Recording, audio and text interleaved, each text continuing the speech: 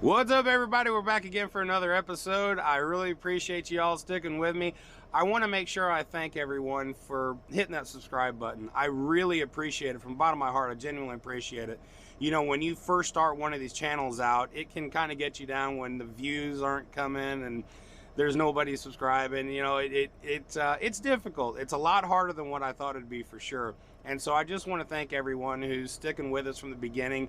And I can promise you that as we get through the end of this year and on into next year, there's going to be a lot more content coming your way. Starting March the 27th, the Mid-America Truck Show will be launching off, and I will be there. And I will be following many other truck shows after that. So I really appreciate you hanging out while we're just kind of getting things ramped up. But I promise next year we're going to hit the NOS button and take the hell off. There's going to be a lot of stuff coming your way. So on with the show. If you haven't gotten an Insta360 Go 2 yet, good for you, because they just came out with a new model and you're going to love it. We're going to get into that. However, if you have already gotten one, the 32 gig, well, this news is liable to piss you off a little bit. I called Insta360 and had a little conversation with them, and they gave me some news that was, well, frustrating to say the least. We're going to get into all that. I'm John with Translines Inc., and this is OTR Survival. Oh yeah, it's on. Let's go! If you are watching this show, that means you want to know how to become a professional. Oh shit. Like me. All right, let's dive into all this fun stuff. So, made a phone call to Insta360 because I was checking out the Black Friday Cyber Monday deal thing. And if you have one of the Insta360 X1Rs, you can upgrade it and get a newer model with all the newer stuff to it. So you're basically able to take that and trade in and, you know, get money off so that you're not spending as much on ordering all new stuff. So I was thinking, why not be able to do that with the new Insta360 Go 2? And when I looked on the page, there's nothing that says upgrade. And I'm thinking, well, that's kind of ridiculous. So I called them. And sure enough, if you purchase the 32 gig Insta360 Go 2, that's it. You're stuck with it. There is no upgrading unless you want to buy another Insta360 Go 2, which is the 64 gig model.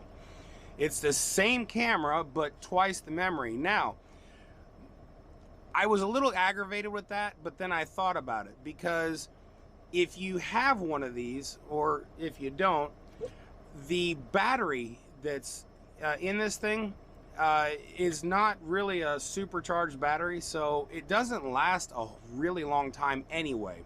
Second of all, this isn't a camera that's designed to be doing long takes. It's something that you use for quick shots to kind of add in as fillers, things like that. The other thing is, generally about 10 minutes is what you're going to get out of this, because it gets pretty warm if you're not steadily moving, and it can overheat like all these other small cameras. It's just something you have to deal with. They're all going to do that. It's just a matter of understanding where that range is and kind of sticking within those parameters. So that's going to happen. So honestly, after I thought about it, it did irritate me, but I think with the 32, I'm good enough, because the clips that I shoot aren't massive and it gets me that fill-in that I want. Okay, so let's just dive into the Insta360 Go 2. If you don't have one yet, you can get one for the Cyber Monday for $269.99, or you can get the 64 gig for $310.99. Now, I want you to understand that nothing within these cameras has changed other than the memory. So it's still the same battery, it's still the same heating issue.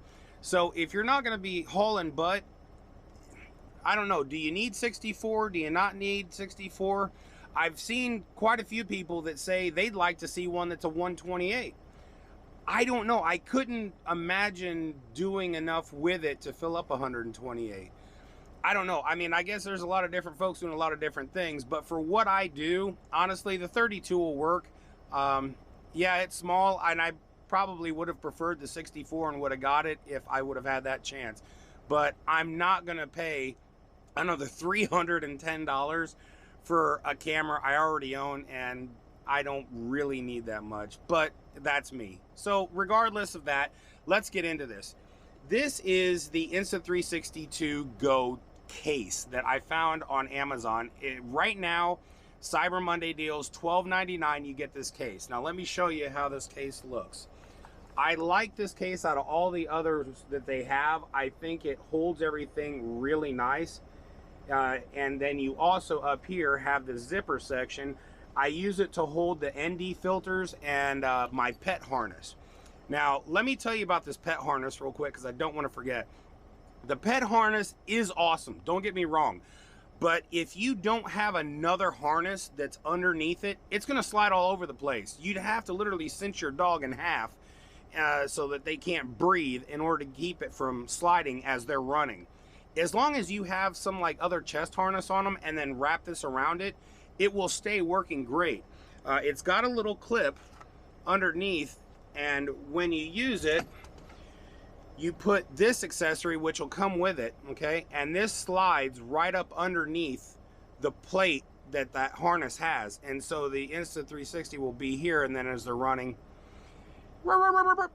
okay, that was retarded, but I had to throw it in. So at any rate, as they run, the stabilization is pretty good because they have that new flow stabilization. Everybody's got to have their own terminology for it, but that's theirs. It does work good, and I've made quite a few little clips with it. I haven't thrown them on this channel because I have a different channel for just me and Misty, and so I've thrown it on there, but it does work good. So you do get one of these. Slide that back in here. Also on top of that, you get one of these things, and it's a clip. All right, so you take your 360 here, and I apologize for all this in and out stuff, but I wanted to do this outdoors with a little table, but it's so cold it's not gonna happen. So you put this in here just like this, and the magnet just sucks it right in. Now here's the problem that I have with it. It's a clip, okay, and it's supposed to just slide right onto your hat, but the clip is so tight it's a pain in the ass to get to go on there. I mean, you end up shoving it on your hat so hard and aggressively that if it's a nice hat, which I have some that I only wear a few times because I really enjoy my hats. Now this one, you see it all the time. It's a Peterbilt hat. I love it. It's a comfy hat, and it's one of my absolute favorites, minus my pocket hat. I wear that one a lot too. But if I have a nice hat, I don't want to slam this onto the brim and tear up, and cause fringes on the brim. So that's kind of aggravating. Like, I wish they'd have had a design where this would just freely open up, and then as you get it onto whatever you're gonna do, like maybe have a way to tighten it up from the bottom so that it would clamp up like that and just close to the firmness that you need it, and maybe at different levels. I just think it would have been a much better design. Maybe somebody will watch this and come up with that. At any rate, it's an accessory you can get. Now, other accessories that I got separately, they make a kit that has different holders that are set up for your GoPro type holders. And it's pretty cool. You can get one for water, you can get one to just hold it from the side like this, and then your clamp is down here, so it'll hold and you can just screw it in and ride with it. Okay, so let's get into the next nifty accessory, the necklace holder. Now, this is handy, but if you're not wearing a t-shirt and you're planning on jumping around or maybe like running down a hill or something, or even jogging down a hill, you're gonna have to be careful. It does hold, don't get me wrong, but it's not the strongest of connections and it can drop off. I've been lucky, but I'm so very careful about making sure that it doesn't fall off, so I haven't actually dropped it. But I have seen quite a few videos where other people have dropped theirs and it hit the ground, and that just like breaks my heart. I'm like, oh God, no. So this is handy. I wanted to talk about kind of the ways that I use this. Now, one of the things that I enjoy about this is the whole magnet thing, because with the holder itself, you can either slide it in and use it this way, or you can mount this onto a magnet and use this as a remote control to start and stop your recording. Now keep in mind, you can do longer shots with this. It's just that with the battery and the heat, you really have to be hauling ass in order to keep this thing cool. I know there are quite a few people that are going to disagree with me and use this for longer videos, but honestly, if it's me and I'm out here on the road and I'm in different kinds of environments, I'd rather have the action, the Osmo Action or a GoPro 10. It's just a better, more sturdy, more environmentally ready to go way of filming. I like using this for fill-in shots. It is a fun little tool. You can take it anywhere. It's so portable. You can just throw it in your pocket. If you see something quick, you can do one of these moves. Hey, what's up, Misty? Oh yeah, what are you doing? Oh, weird things are happening. Yeah. But I wanted to show you, at least you can have some fun with it, and it is a really cool toy. So if you haven't gotten one, I'd highly recommend it. At any rate, I want to thank you all so much for watching. Until next time, take some time to have some fun, and we'll see you on the flip side. Bye-bye.